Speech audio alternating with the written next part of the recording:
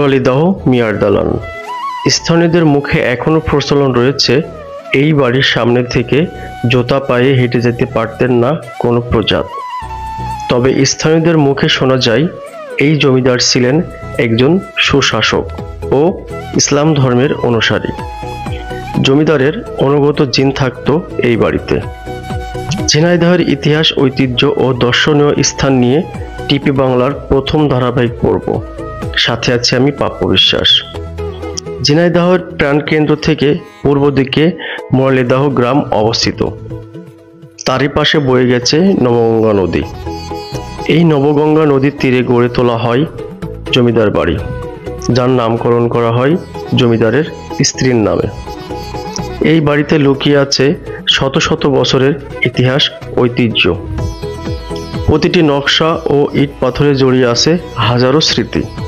এখনো মাথা উঁচু করে দাঁড়িয়ে আছে 200 বছরেরও বেশি পুরনো ইতিহাসের সাক্ষী এই মিয়াদ দালান। 3 তলা বিশিষ্ট এই মিয়াদ দালান বাড়িতে রয়েছে অনেক রহস্য। রয়েছে মাটির নিচে দিয়ে রাস্তা, রয়েছে অন্ধকার কূপ সহ অসংখ্য কক্ষ।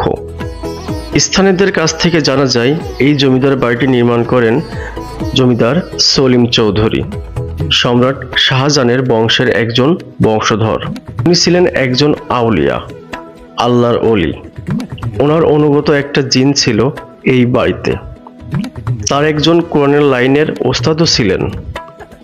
জমিদারের স্ত্রী সন্তান থাকা অবস্থায় সে বাণিজ্য করত। কলকাতা থেকে পণ্য কিনে চিটাগং বিক্রি করতেন, চিটাগং থেকে পণ্য কিনে কলকাতায় বিক্রি করতেন নদীপথে নৌকাযোগে।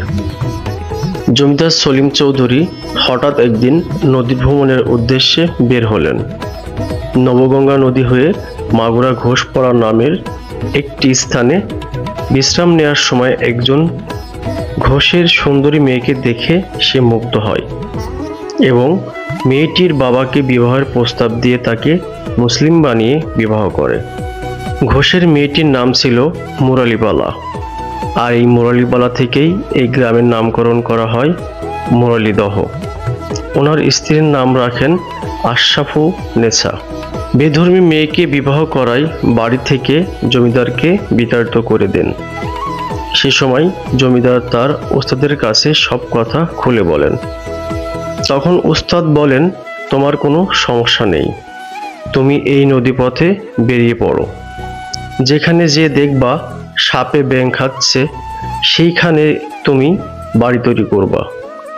নদীপথে আসতে আসতে এই মুরালিদহ গ্রামে সাপে ব্যাঙ খাচ্ছে এই দৃশ্য জমিদারের চোখে পড়ে। তখন নৌকা থামিয়ে এই জায়গাটি তিনি নির্ধারণ করেন।